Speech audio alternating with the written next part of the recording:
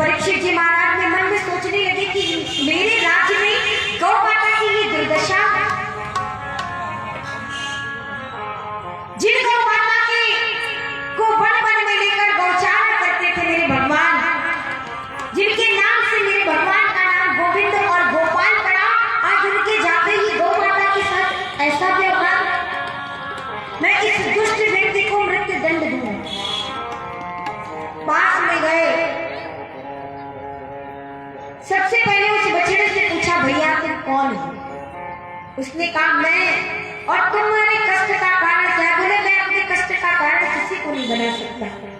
कोई कहते हैं ग्रह अनुकूल और प्रतिकूल हो तो दुख होता है, कोई कहते हैं कि भगवत इच्छा से होता है, कोई कहता है कि सब कर्मों की गति है, तो मैं किसी को दोष नहीं देता।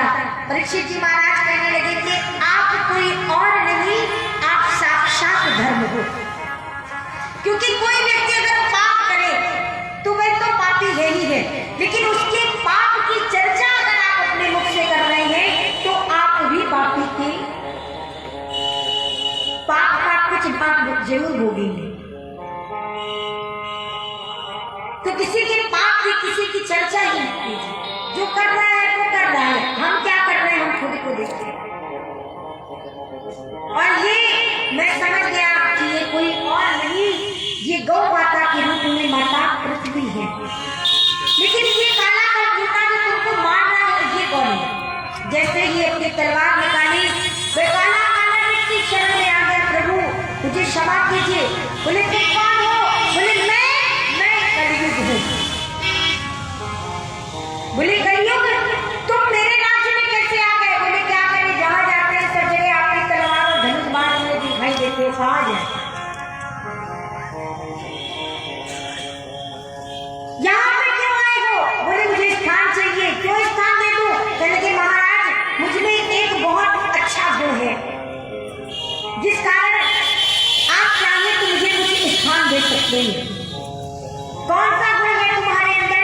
बोले मेरे अंदर बहुत विशेष गुण है कि कलयुग के बड़े नाम अधारा, सुमेरे सुमेरे नर उतरे पारा।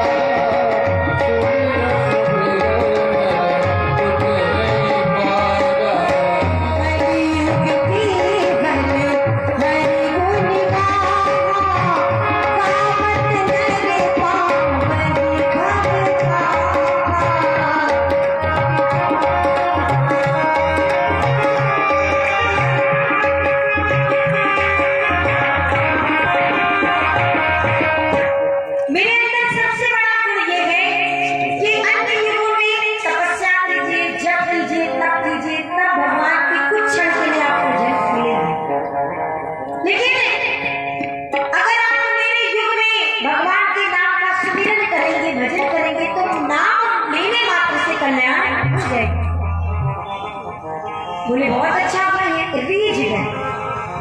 बोले स्थान दीजिए, स्थान दिए। दूतम पानम मित्रिया सुनम यज्ञ कर्म चतुर्विधा। जहाँ पर लंपट पुरुष रहते हैं, जहाँ पर जुआ खेला जाता है, जहाँ पर मदिरा पान किया जाता है, और जहाँ पर जीवों के साथ हिंसा की जाती है, ऐसे 4 स्थान दे दिए। जुआ खाना, मदिरालय, वैश्यालय और जहाँ पर जीवों को काटा जाता है, 4 स्थान। बोले बाजी महाराज मुझे काले का जूते को देखकर जैसे मेरा मुंह रंग लूं वैसे ही स्थान दे दिए। अरे बहुत बड़ी सेना है मेरी, एक गुण पसंद आया तो कम से कम एक अच्छा स्थान दीजिए। बोले क्या चाहते? बोले स्वर्ण में निवास। रीझ गए थे परीक्षित जी महाराज तो स्वर्ण में भी निवास दे दिया। एकादश स्कंद में भगवान ने ये कहा है कि स्वर्ण में भगवान का निवास है और स्वर्ण में ही कलयुग का भी निवास है। तो इस बात का जो संशय है कि निवास किसका है, दोनों का भी निवास है। किस स्वर्ण में कलयुग का निवास है, आप स्वर्ण लेकर आइए, लाइए, लाकर ग्रहण कर लीजिए, तो उस स्वर्ण में कलयुग का निवास है। और अगर आप स्वर्ण लाइए, लाकर सबसे पहले भगवान को निवेदित कीजिए, तब खुद धारण कीजिए, तो उस स्वर्ण में भगवान का निवास है। तुम ही निवेदित भोजन करनी, प्रभु प्रसाद पटभूषण धरनी।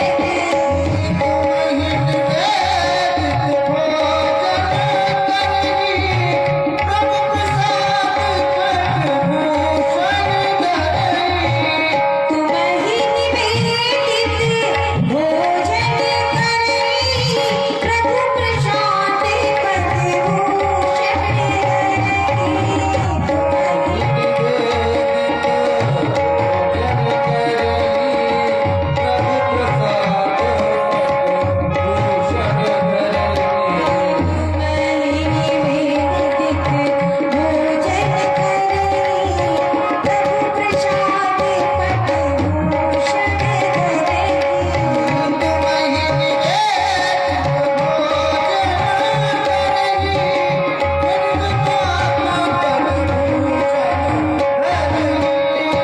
जड़ चेतन गुण दोषमयी विश्व कीज करतार।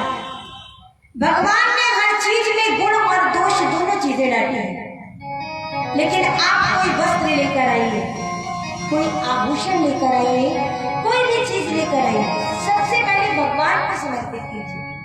भोजन करने बैठते हैं, भगवान को समर्पित कीजिए, लेकिन भोजन कौन सा, जिसमें आपने तामसी चीजों का इस्तेमाल न किया हो, जिसमें प्याज लहसुन न हो, उसको भगवान को निवेदित कीजिए।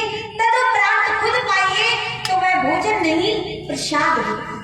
और फिर प्रसाद कभी आपके लिए हानिकारक नहीं हो सकता। स्थान दे दिया स्वर्ण ने, और एक दिन स्वर्ण का मुकुट धारण करके शिकार खेलने चल दिए परीक्षित जी महाराज। और मुकुट किसका, जरासंध का, जो अत्यंत पापी। आप किसी के कोई भी वस्त्र धारण करते हैं तो उसके गुण और दोष आप में आते हैं, इसीलिए कभी किसी से कोई चीज मांग कर मत पहने। जरासंध इतना पापी, ऊपर से स्वर्ण जिसमें कलयुग का निवास था, जैसे ही धारण किया वैसे ही परीक्षित जी महाराज की बुद्धि दिग्भ्रमित हो गई। शमीर मुनि के आश्रम के सामने खड़े होकर आवाज देना प्रारंभ किया, क्योंकि प्यासे थे। शमीर मुनि ने आवाज नहीं सुनी, क्योंकि वो समाधि में थे, तपस्यारत थे। जब आवाज नहीं सुनी, दरवाजा खोलकर देखा, शमीर मुनि ध्यानस्थ। मन में सोचा, इसने ये सोचकर नेत्र नहीं खोल रहा कि मैं राजा हूँ, आया हूँ, तो मेरा स्वागत करना पड़ेगा।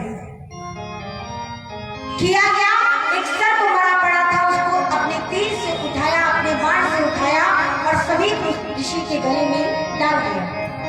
जैसे ही सर्प डाला, चले गए।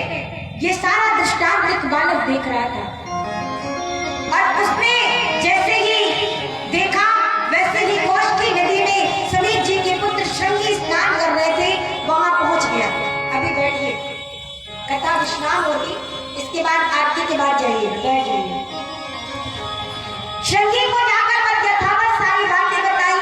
उधर श्रृंगी ने जैसे ही ये सुना, वैसे ही परीक्षित को श्राप दे दिया कि ऐ कुलवेदी, जा, मैं तुझे श्राप देता हूँ कि तुम्हारे पूर्वजों ने अब तक ब्राह्मणों की पूजा की, लेकिन तूने एक ब्राह्मण का अपमान किया है।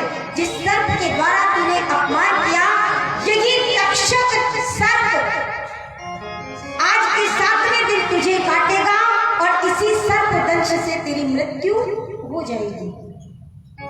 श्राप दिया, अपने घर आया, देखा कुटिया में पिताजी के गले में सर्प पड़ा, सब उतार कर फेंक दिया, तेजी तेजी रोना प्रारंभ किया। समीर जी महाराज की नेत्र खुले, रो क्यों रहे हो?